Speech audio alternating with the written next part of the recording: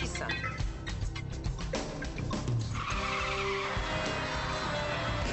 Oui, 127, j'écoute.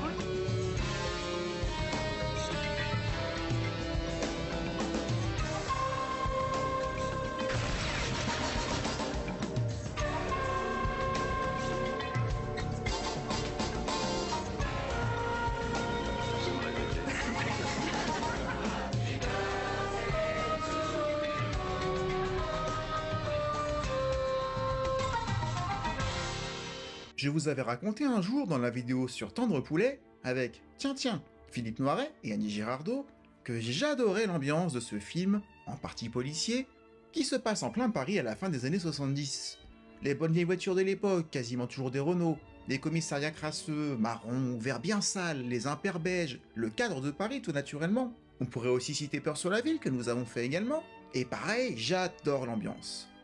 Et comme vous l'avez vu en intro, j'adorais aussi dans les années 90-2000 la série Julie Lescaut. On était passé chez Peugeot du côté des voitures, mais le commissariat des Clairières avait ce même côté presque insalubre mais rempli de gens étonnamment motivés par un boulot qui les malmenait. Et autant le dire, que ce soit dans le commissariat des Clairières ou dans la brigade du commissaire Tancrel, un flic comme René n'y aurait pas sa place. Il prendrait très cher. Bonjour à tous, soyez les bienvenus sur Nienko TV. Aujourd'hui, comme vous l'avez demandé dans le sondage de la communauté, on va parler des ripoux, avec Philippe Noiret, avec Thierry Lhermitte, Grâce de Capitani, et comme souvent avec Claude Zidi, le grand Julien Guillaumard. Ce qui veut dire que si nous ne voulons pas passer pour l'arrondissement de Paris, où la petite délinquance a le plus progressé, il nous est gentiment demandé de différer à l'année prochaine l'arrestation des petits délinquants. Anecdote de tournage, origine du projet, ce sera la première partie de la vidéo, comme à chaque fois, et en deuxième partie, on parlera du film en lui-même, de ce que j'en ai pensé, ses qualités et ses défauts. Si le programme vous convient, et surtout si durant la vidéo, vous vous dites que le visionnage vous plaît, pensez à le dire à YouTube en mettant un like. Ceux qui le peuvent et qui le souhaitent peuvent faire un super chat pour soutenir la chaîne, ou même devenir membre soutien. Et puis, dernier petit effort, faire vivre la vidéo dans le temps en écrivant un commentaire, juste pour dire que vous êtes passé, que vous étiez là. Et puis s'il n'y a rien qui vous vient, vous pouvez toujours dire... Oui, pardon, monsieur, là, qu'est-ce que vous cherchez, s'il vous plaît, monsieur? Oui, pardon, monsieur, là, qu'est-ce que vous cherchez, s'il vous plaît? Et ça ira très bien. On est parti pour les ripoux.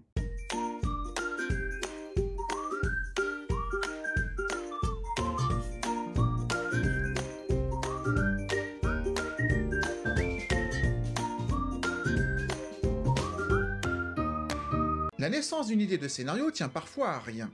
Dans le cas des ripoux, c'est une simple rencontre qui déclenchera tout.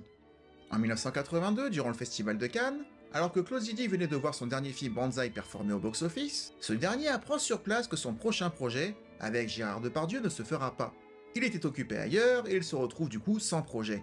Il dîne alors à l'hôtel Carlton avec sa femme, son ami et réalisateur Claude Barrois, et surtout, un ami policier de ce dernier, nommé Simon Michael, et ce dernier leur parle au cours d'une conversation autour de la table de son métier, policier, et évoque les ripoux, un terme que Claude Zidi ne connaissait pas, mais qui l'interpelle. Le réalisateur va leur demander tout naturellement, ça veut dire quoi, ripoux? Claude est à Cannes pour le festival de Cannes, et il y a un flic qui vient le voir, et qui lui dit, il y aura un sujet formidable pour vous, c'est les ripoux.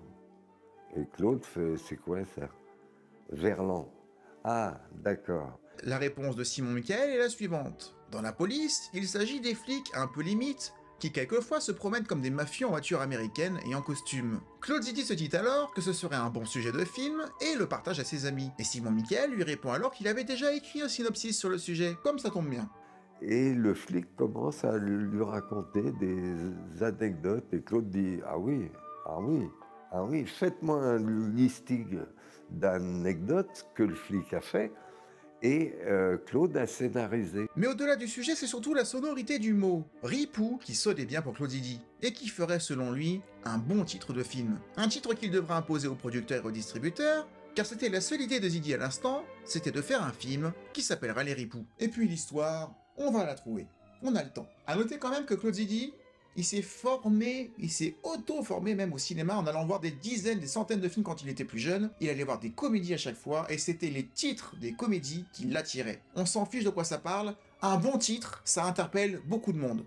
Comme souvent, Claude Zidi va creuser le synopsis proposé par le policier dans sa maison de Saint-Tropez, celle dans laquelle ils avaient tourné l'année précédente Les Soudoués en vacances, et l'idée était d'adopter le même ton que Les Soudoués, ou que Les Charlots, avec un esprit les sous-dos au commissariat. Mais ce qui ressort de l'écriture ne convainc pas Claude Zidi qui souhaite changer de ton. Et Simon Michael devait rentrer à Paris faute de temps, et c'est alors que Zidi l'accompagne à l'aéroport qu'ils échangent sur l'acteur qui pourrait interpréter le rôle de René, le personnage principal. Ce flic ripou, soit, mais aussi sympathique et bonhomme. Ils envisagent alors d'engager Coluche. Mais le rôle serait jugé trop proche de celui qu'il occupait dans Inspecteur la bavure. Merde, comment ça marche ce matériel de merde? Allô, Vacan? Merde, qu'est-ce que c'est que ce bordel là? Qui c'est qui... Et le nom de Philippe Noiret sort. C'est cette conversation en voiture qui sera le deuxième déclic. Le déclic, faut que je le déclic là-dedans, il y a un déclic. Mais quel déclic? En associant la personnalité de Noiret, le scénario change complètement de ton, naturellement. Les idées de gag sont balayées, l'envie leur prend de creuser le passé du personnage, notamment la passion pour les chevaux, qui sera centrale au film, notamment via le côté parieur sur les courses. L'emploi d'un potentiel Noiret d'un certain âge amène l'écriture d'un personnage plus jeune, afin d'opposer un jeune flic à ce vieux flic déjà installé. Les dialogues sont confiés à Didier Kaminka, bien qu'au départ ce soit Michel Audiard qui était envisagé. Mais ce dernier était déjà atteint d'un cancer et était beaucoup moins disponible. Kaminka était déjà à l'œuvre sur Banzai, sur Les Soudan en vacances, ou plus tard dans Les Rois du Gag, ou encore La Totale. Et il a surtout le confort d'écrire pour des rôles ayant déjà trouvé preneur, Philippe Noiret ayant dit oui, tout comme Thierry Lhermitte qui avait été choisi de par la couleur de ses yeux, le personnage du jeune policier devant avoir un regard froid, et les deux acteurs étaient plutôt dans un creux à l'époque, en tout cas ils attiraient moins le public, et c'était l'avantage d'avoir leur accord pour écrire le scénario de façon confortable. Et quand il scénarisait, je savais que j'avais les dialogues à faire, et je savais pour qui. C'est-à-dire que c'était Noiret l'ermite dès l'écriture. Mais le défaut, encore une fois, était les imposer aux producteurs qui étaient réticents. Philippe Noiret, que Claude Zidi avait rencontré au restaurant pour lui raconter le scénario, acceptera pourtant dès le lendemain matin, en ayant lu le scénario d'une traite durant la nuit. Mais il impose quelques conditions pour participer. Il souhaite un soin tout particulier aux vêtements qu'il portera sur le tournage, et il devra, comme à chaque fois, porter ses propres chaussures, qui sont sur mesure, comme il l'a toujours fait sur ses tournages. T'aurais quand même pu mettre des chaussures. Oh bah écoute, j'ai marché toute la journée, tu sais. Je peux plus entrer dans mes chaussures. Et il était également réticent à l'annonce de son partenaire Thierry Lhermitte, car il ne connaissait pas ces comédiens issus de l'univers du café-théâtre. Cependant, la rencontre se passera tellement bien qu'ils seront dans la même loge et ils sont devenus amis dans la vie, au-delà des 3 tournages qu'ils feront ensemble. Une belle rencontre et une belle amitié qui durera jusqu'à la fin de vie de Philippe Noiret en 2006. Vous vous souvenez de cette première rencontre? Quand vous arrivez, on vous dit, bon, la première fois, Claude Zidi, bon voilà, le partenaire, ça sera Philippe Noiret. Vous faites une montagne du truc ou pas? Non, je me faisais pas une montagne parce que j'étais un petit con prétentieux et je me rendais pas compte à quel point j'allais rencontrer un immense acteur et un homme charmant avec qui je suis devenu ami instantanément. On s'est mis à discutailler pendant les ripoux dans la loge et on est devenus amis très très vite. Qu'est-ce que vous aimiez chez lui? Moi, j'aimais l'homme. J'adorais, on se voyait régulièrement en dehors du tournage, spécialement après quelques années, après le deuxième ripou. On se voyait régulièrement avec Monique Chaumette, sa femme. Qu'est-ce que j'aimais? J'aimais sa tolérance, sa vue du monde, voilà, bien au-dessus, pas dans les polémiques. Vraiment, on pensait beaucoup de choses en commun. Claude Zidi choisit également de refaire appel à Grâce de Capitani qu'il avait découvert sur Les Scoudons en vacances et dont il avait apprécié le travail. Même si l'approche qui lui avait été faite au théâtre pour l'avoir à nouveau dans les ripoux était un petit peu particulière. On est en train d'écrire un scénario qui raconte l'histoire de 2 flics qui hébergent une prostituée. Et on a pensé à toi. Je ne sais pas comment elle l'a pris. Et la même question a été posée à Régine, qui joue l'autre prostituée du film qui est la compagne de Philippe Noiret, qui sera remplacée par Lynn Renaud dans le numéro 2 d'ailleurs. Mais dans les 2 cas, on approche quand même 2 femmes d'une certaine classe pour leur demander ça. Ça devait être sympa, j'aurais bien voulu voir. Elle accepte donc le rôle, mais elle est très intimidée à l'idée de rencontrer Philippe Noiret.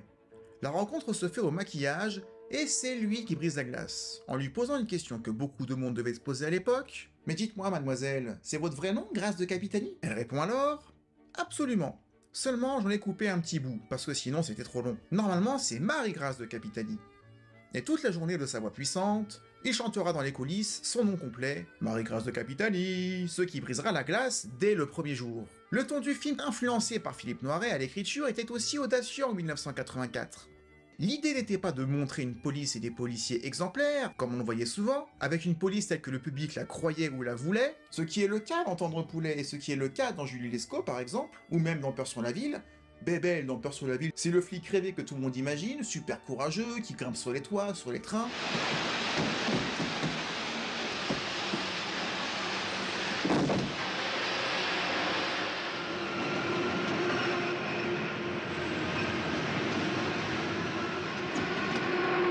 Je suis pas sûr que ce soit ça dans la vie. Il y a noté que le scénariste, qui travaillait encore dans la police au moment du tournage du film, va quitter la police après pour devenir scénariste à part entière et souvent co-scénariste avec Claude Zidi dans les films suivants. C'est d'ailleurs son expérience à Barbès, alors qu'il travaillait dans un service qui s'occupait de prostitution pour fermer des hôtels d'abattage, ce qui sera d'ailleurs repris dans le film. C'est donc avec cette expérience qu'il découvrit qu'il ne s'agissait pas de simple corruption, que c'était pas aussi simple que ça, mais que c'était un système donnant-donnant, qui arrangeait en fait tout le monde, y compris le flic lui-même, ou Ripou, qui à sa manière illégale faisait paradoxalement régner l'ordre. C'est hyper intéressant, voire troublant. C'est donc par son expérience dans le quartier de Barbès que ce quartier sera choisi comme sujet de décor du film. Les deux scénaristes s'imprégneront d'ailleurs de l'ambiance en s'y promenant des jours durant, et déjeunant dans des restos locaux. Là, attention, ça y est, je viens de tourner là dans le boulevard Barbès actuellement. Oui. Il y a beaucoup de monde, vous le savez. Oui, fais attention à toi, Nicolas. Et le scénario est rempli d'expériences, de choses vécues par ce policier sur le terrain. Comme par exemple la scène durant laquelle le duo arrête une personne sans pouvoir la menotter en vrai. Les policiers se mettaient dans un coin discret, mettaient une menotte à la cheville, et l'autre dans la chaussette, comme c'est montré dans le film, ce qui était suffisant pour empêcher celui-ci de s'enfuir en courant. Apparemment, ça coince le talon d'Achille, donc impossible de courir. Un visage très connu dans les comédies françaises, mais toujours dans un second rôle, fait l'une de ses premières apparitions ici. Il s'agit de Michel Crémadès, ce nom qui vous dira peut-être rien, mais le visage vous le connaissez, qu'on reverra dans Casse Départ, dans Promotion Canapé, dans de nombreux Astérix, dans Les Visiteurs 2, dans Camping 3, dans Hercule et Sherlock, Super-héros malgré lui, et bien d'autres. J'accède à ta requête, troubadour. Régale la noce de tes beaux ailes. Mais il est con, quoi, micro à 4000 balles. Et c'est lors d'une projection au cinéma avec son dialoguiste Kaminka qu'ils sont tombés sur une pub Darty dans laquelle Michel Crémadès jouait. Cette petite silhouette moustachue au visage pointu tape dans l'œil de Claude Zidi qui souhaite l'engager dans Les Ripoux. C'est Darty mon kiki. C'est pas c'est Darty mon kiki qu'il faut dire. C'est parti mon kiki. Vous voyez comment ce film se construit vraiment sur des hasards, l'idée qui part d'un nom, et les acteurs qui sont choisis en fonction d'une pub qu'on voit au cinéma. Et je dis pas que c'est pas bien. La vie, c'est qu'une succession de hasards et de rencontres, après tout. C'est parti mon kiki qu'il faut dire. D'ailleurs, au passage, les seconds rôles de ce film sont vraiment géniaux. Outre Michel Crémadès, on a Tiki Olgado qui joue un prévenu, qui est très bon, qui est parti beaucoup trop tôt, mais il n'y a vraiment pas de figuration dans Les Ripoux. Il n'y a que des bons seconds rôles, y compris Michel Crémadès. Vous êtes le roi du second rôle. Oui, mais je ne regrette pas du tout. Je me bats beaucoup pour défendre les seconds rôles. Je trouve que c'est ce qui fait un petit peu le fond de sauce d'un film. Oui, c'est vrai que je devais tourner ce film. Je savais ce que je devais faire dans ce film de Claude Zidi. J'ai pris le métro une fois, j'ai descendu sur le quai et j'ai vu un type qui avait une respiration un peu bizarre. C'était pas une manière de se comporter comme on se comporte sur un quai de métro, c'est-à-dire à shooter dans une cigarette, à mâcher une chewing-gum, à regarder si le métro arrive. Il était un petit peu tendu. Alors je l'ai regardé, je me suis dit, il va pas se jeter sur le rail, non. Et puis j'ai vu derrière lui, à une quinzaine de mètres, un autre type qui était pareil, qui transpirait de la même façon, qui avait une respiration un peu bizarre. Je me suis dit, ils sont ensemble ces deux-là. Et puis la rame est arrivée, et j'ai senti... Ils étaient de plus en plus tendus, les portes se sont ouvertes, ils regardaient comme ça les gens sortir, donc ils ne montaient pas dans le métro, ce qui allait dans le bon sens, c'est-à-dire qu'ils n'attendaient pas le métro, ils attendaient autre chose. Et il y a deux dames qui sont descendues avec leur sac, ils ont dit « Ah oui, c'était sûr, oui, en train de papoter ». Et puis il y en a un qui a fait signe ça à l'autre, l'autre a fait « Et ils ont suivi ces deux dames et, voilà. et leur sac. Bien sûr. Et ils sont partis comme ça avec moi. J'ai regardé ça, je me suis dit, c'est magnifique. Garde ça, enregistre ça dans ta cassette, c'est ça qu'il faut faire dans le film. Et moi, je suis monté dans le train. Les portes sont fermées, je suis parti. Et une station plus tard, je me suis dit, ah, mais j'ai rien dit à ces deux bonnes femmes, elles vont se faire piquer les sacs, et c'était trop professionnel. Michel Crémadès garde lui aussi un souvenir très ému de ses rapports sur le tournage avec Philippe Noiret. On espère toujours qu'on ne va pas être déçu, entre l'admiration que l'on a pour un acteur et la réalité de la rencontre. Et là, je dois dire que c'était loin d'être le cas. Un très grand monsieur. Je me souviens de mon arrivée sur le plateau de Ripoux contre Ripoux. Nous nous étions pas revus depuis le premier film. Noiret est dans son fauteuil en train de fumer le cigare, il m'aperçoit. Attention, Michel Crémadès arrive! Planquez les sacs! Au passage, j'ai pas encore beaucoup parlé de Philippe Noiret sur la chaîne, mais j'adore immensément cet acteur. Le capitaine Haddock, parfait. 1, 2, 3, 4, 5, 6, c'est bien ce que je pensais, il m'en manque. C'est un porteur celui-là? Il a un drôle d'air. Bon, de toute façon, je recompte. 1, 2, 3, 4, 5, 6 et 7. J'en ai une de trop maintenant. Et on en reparlera cette année ou l'année prochaine, ou même on a le temps, mais on parlera bien sûr de Philippe Noiret plus souvent. Le tournage du film durera 8 semaines et quasiment dans des décors naturels, sur les pentes de Montmartre. Un faux commissariat de quartier est même installé dans un entrepôt, et Claude Zidi se souvient. Les gens croyaient que c'était un vrai, et entraient pendant le tournage pour déposer une plainte, ou une main courante. Je crois même que l'ermite en a pris une, un jour pour se marrer. J'imagine que quand Zidi dit que Thierry Lhermitte en a pris une, je pense qu'il a pris la plainte. Enfin, je crois. La présence de l'équipe de tournage ne bouscule pas la vie des habitants du quartier. Bien au contraire. Bien que le marché aux voleurs soit reconstitué au pied de la station Barbès, avec le vendeur de lunettes et le vendeur de montres, cela a attiré de vraies personnes, ne remarquant même pas les caméras et le tournage, et souhaitant vraiment négocier, d'acheter des montres, quitte à pousser Thierry Lhermitte pour s'approcher. Nicolas, Dans ma carrière, oui. Nicolas, Oui. si tu renonces, on Oui. ne t'en voudra pas. Non, non, je dois le faire, je vais le faire actuellement pour TF1, je dois le faire. Au départ, il y avait 80 figurants pour tourner cette scène. Au bout de quelques minutes, ils étaient 300. Et le seul moyen de dissiper la foule pour qu'on puisse tourner convenablement, c'était d'allumer des sirènes de police, des fausses voitures de police qui étaient là.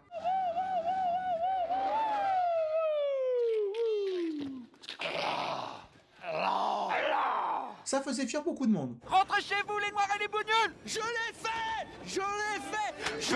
Vas-y, sauve-toi, Nicolas, Je fais vite. ce que je peux. Et au passage, lors de ces scènes-là, ils ont vraiment perdu tout leur matos, toutes les montres, tous les objets qu'il y avait là. Tout a été fauché, parce que 300 personnes, tu contrôles pas. Bon, c'est pas toi, me là de Mbadon. 500, j'ai joué le 6. Voilà. 2, Allez. 3. Allez. Tout à l'heure, je vous ai dit que le nom du film, où certains comédiens ont été vraiment trouvés, pouf, en voiture comme ça, au gré des discussions, la fin du film, c'est exactement la même chose. Ma montre, il court cet après-midi à Vincennes. Vincennes, tu sais, l'hippodrome, en face du rendez-vous des trotteurs. Pendant l'écriture du scénario, Michael, le co-scénariste, fait des fréquences allers-retours entre Saint-Tropez et Paris, afin d'honorer son métier de policier. Faudra m'enlever ça, hein? Ouais.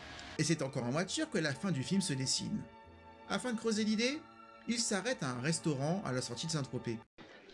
J'aimerais passer ma commande, s'il vous plaît. Ils y trouvent sur place l'idée de l'arrestation de René, son séjour en prison, et à sa sortie accompagné par un cheval qui s'appellera Ripou Ier.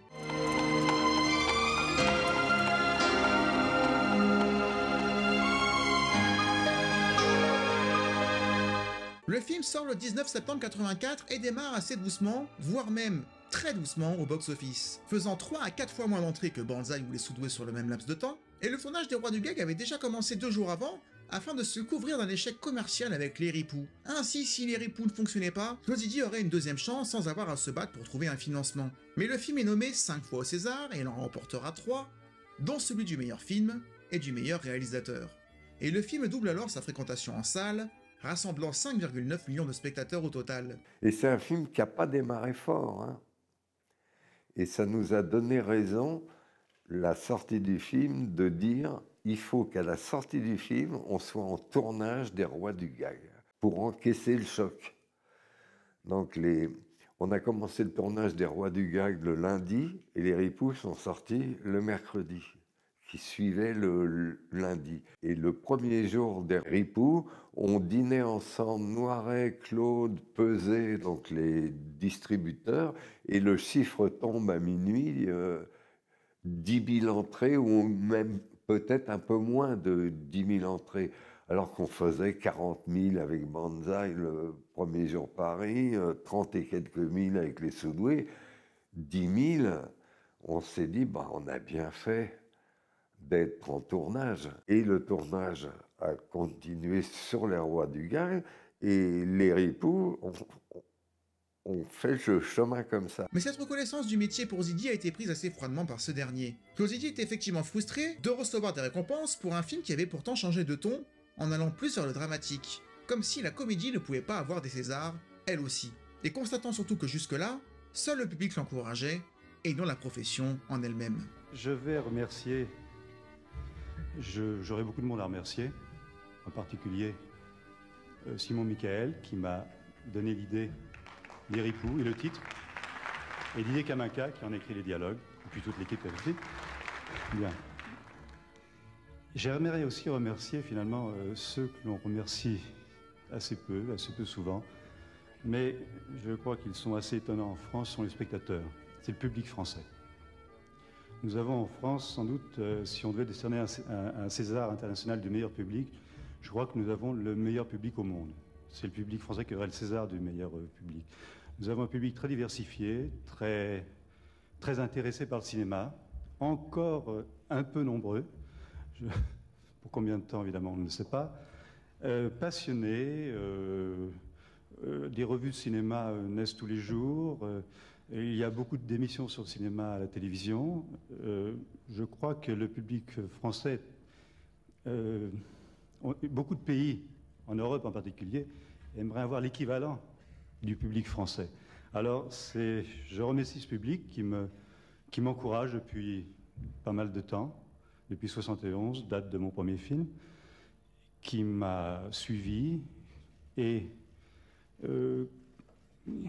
qui m'a encouragé. Ça a souvent été le seul, mais c'est pas mal. Et c'est à ce public français que je dédie le César du meilleur film. Merci. De quoi intéresser la Fox qui va, comme souvent, tenter d'en faire un remake, avec Dustin Hoffman qui aurait dû remplacer Philippe Noiret. Ça ne s'est pas fait, encore une fois. Comme beaucoup de remakes, heureusement les projets ont été avortés. Fait intéressant également, il y a eu un retour extrêmement positif des policiers, des vrais policiers sur ce film, parce qu'ils se reconnaissaient complètement dans le côté très ambigu et très flou, la frontière très mince, entre arrêter tout le monde, ce qui peut te desservir, on va en parler dans la partie critique parce que c'est assez fascinant de se dire que si t'arrêtes tout le monde, le quartier va être pris comme un quartier dangereux et c'est pas bon pour le business. Ah bah tu veux arrêter quelqu'un? Ah bah dis donc, tu vas pouvoir faire un carton, hein? La petite vieille qui traverse en dehors des clous, là, tiens, regarde là. Interdit. Le clébard qui fait pas où on lui a dit de faire. Oh youf! Des choses que tu ne verras pas dans les films où tu veux montrer les policiers sous leur meilleur angle. Ce qui veut pas dire qu'ils sont mauvais, c'est le système qui l'est. Et les deux mecs qui fument du hache dans le passage, là, interdit. Le commerçant qui affiche pas ses prix, interdit aussi. Alors tu descends et tu arrêtes tout le monde. C'est impressionnant aussi, le terme ripou a été ajouté au dictionnaire peu après par rapport au film qui a démocratisé complètement ce terme. C'est du langage courant, les ripoux. Et le film est même passé systématiquement maintenant à l'école de police. La migration, c'est les oiseaux qui volent. L'émigration, c'est les Arabes qui volent. C'est ça, non? Il est temps maintenant de parler du film, de quoi ça parle pour ceux qui connaissent pas, et de ce que j'en ai pensé. On est parti pour la partie 2. Police.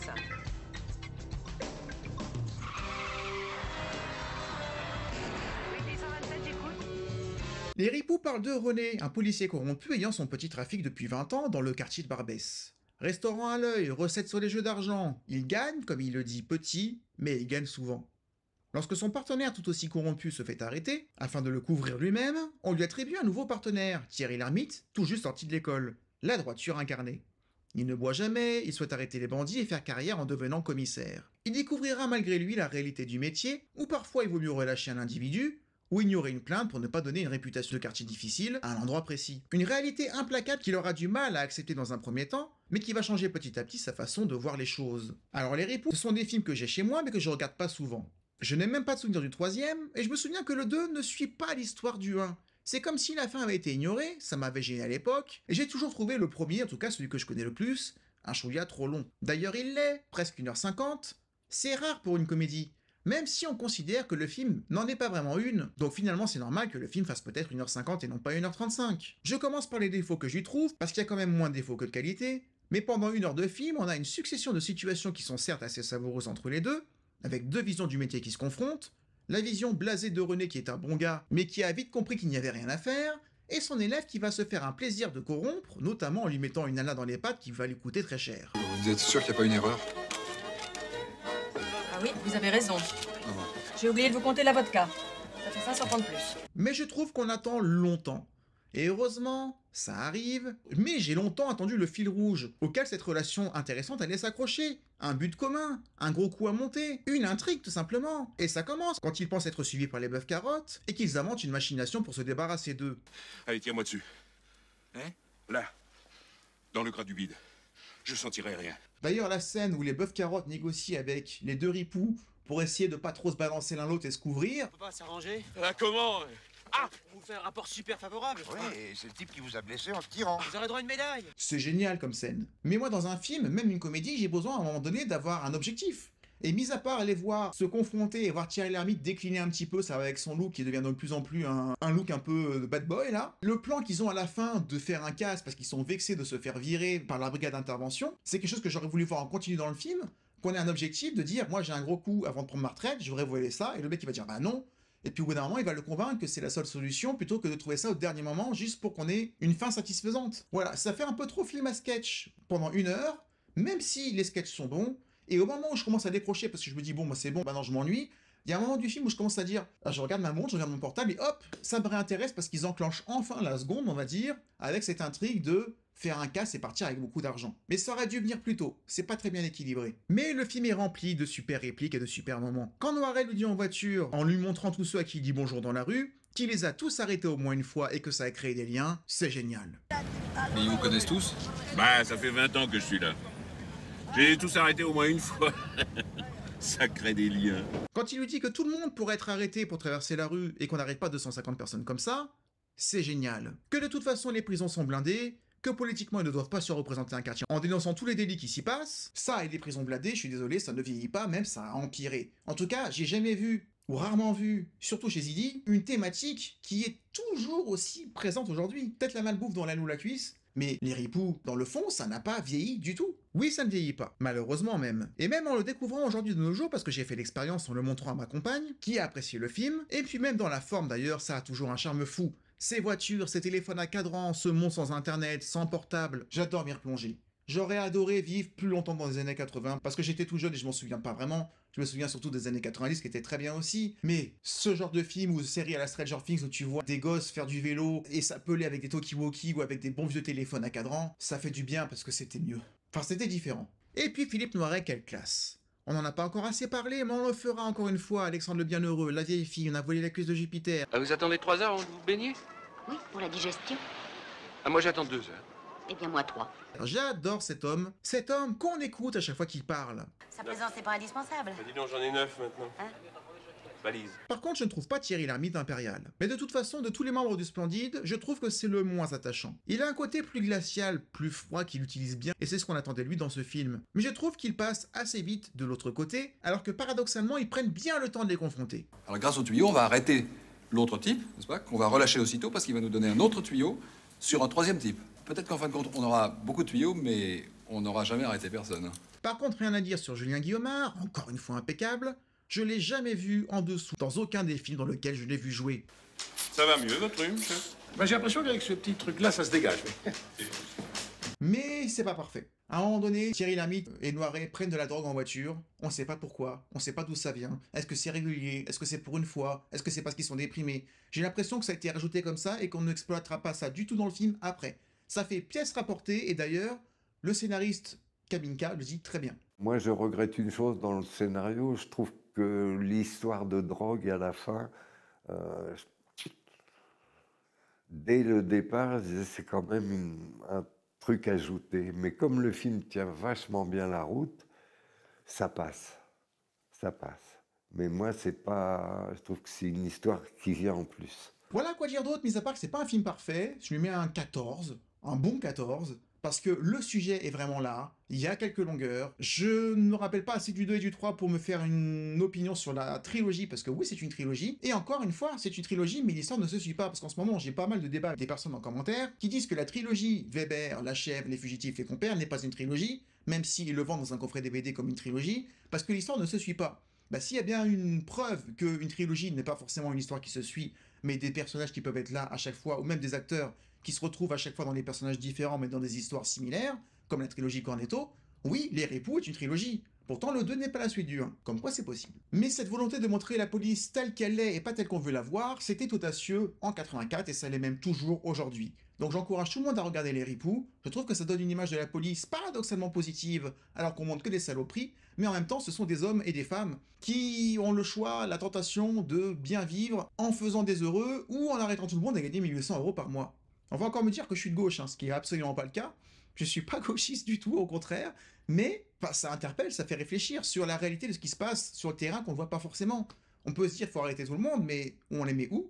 il n'y a pas assez de prison, et surtout, ça a des conséquences. En tout cas, c'est troublant, ça amène une réflexion, et c'est ce que le film fait très bien. Je suis pas là pour dire c'est bien, c'est pas bien, je vous dis juste en quoi le film fait réfléchir, et chacun a le droit d'avoir sa réflexion. J'anticipe les commentaires, c'est pour ça. En tout cas, j'ai hâte de m'attaquer au 2 et au numéro 3, on en fera des vidéos, on en reparlera une prochaine fois. En attendant, je vous remercie beaucoup d'avoir regardé la vidéo jusqu'au bout. En tout cas, merci d'avoir regardé la vidéo jusqu'au bout, merci vraiment. Si vous avez aimé la vidéo et vous êtes encore là, c'est que vous l'avez aimé normalement. Mais si vous avez aimé la vidéo, s'il vous plaît, mettez un like, juste pour montrer à YouTube que la vidéo vous a plu. Mettez un commentaire encore une fois pour dire que vous êtes passé par là. Et si vous savez pas quoi dire à part bonjour, vous pouvez toujours dire... Vous êtes perdu. Et pourquoi? Et pour ceux qui veulent vraiment soutenir la chaîne autrement, vous pouvez faire un super chat. Vous pouvez aussi devenir membre soutien pour soutenir la chaîne tous les mois avec vos moyens, hein, vraiment ceux qui peuvent. N'hésitez pas, ça aide la chaîne à se développer et à être toujours là depuis 4 ans maintenant. En tout cas, je vous remercie beaucoup à tous, vous tous, d'avoir regardé la vidéo. On se retrouve dans quelques jours pour un autre sujet. Et d'ici là, comme je dis à chaque fois, prenez soin de vous. À bientôt. Ciao.